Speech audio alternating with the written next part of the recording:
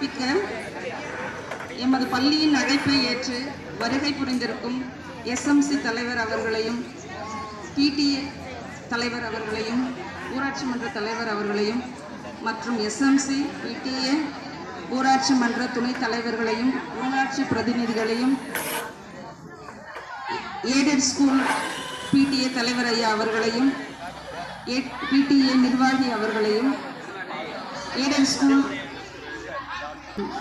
நிர்வாகி அவர்களுக்கும் மற்றும் உள்ள பொதுமக்கள், முக்கிய பிரமுகர்கள், பெற்றோர்கள், சான்றோர்கள்,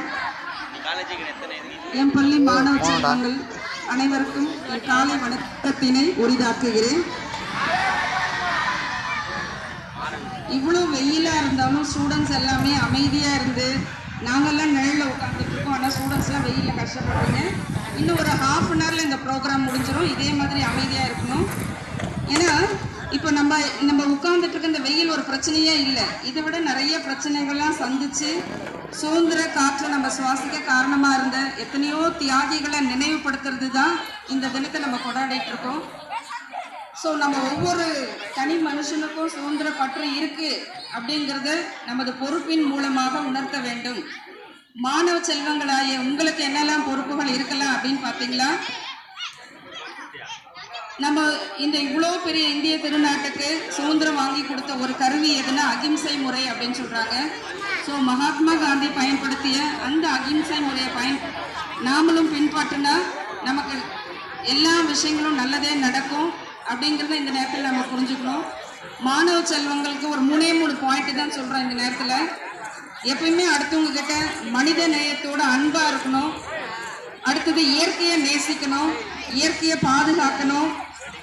இயற்கையில் இருக்கிற தாவரங்களும் விலங்குகளும் அது எல்லாமே நல்லா இருந்தால் மட்டும்தான் மனிதர்களாகிய நாமும் நல்லா இருக்க முடியும். 3வதா மாணவர்கள் மட்டும் இல்லை, எல்லாருமே இதை பயன்படுத்தினா நல்லா இருக்கும். நம்மளோட மூத்தவங்க யார் இருந்தாலும் சரி, அவங்க சொல்கிற விஷயங்கள் உண்மையாக நம்மளோட நல்லதுக்காக தான் இருக்கும். ஸோ மூத்தவங்க சொல்கிறது கேட்டு நடக்கணும், அவங்களுக்கெல்லாம் மரியாதை கொடுக்கணும், பெரியவங்களை வணங்கி வாழணும். இது எல்லாமே இருந்தாலும் இந்த விஷயங்களும் நம்மக்கிட்ட இருந்துச்சு அப்படின்னா நமக்கு தானாகவே படிப்பு வரும். 100% ரிசல்ட்டும் நம்ம ஈஸியாக கொடுக்கலாம்.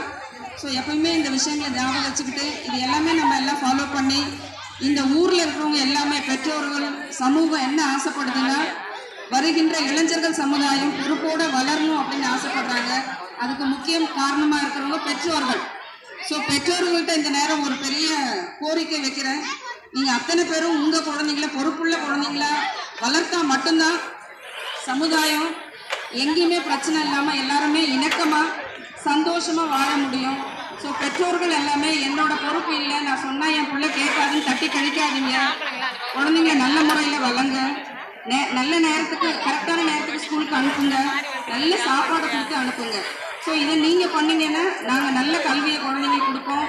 நல்ல பழக்க வழக்கங்களுக்கு சொல்லிக் கொடுக்கும்போது மாணவர்கள் ஏற்றுப்பாங்க. ஸோ இந்த இனிய விழாவிற்கு வருகை புரிந்த அனைத்து நல்ல உள்ளங்களும் மீண்டும் என் நன்றியை உரித்தாக்குகிறேன். Thank you very much.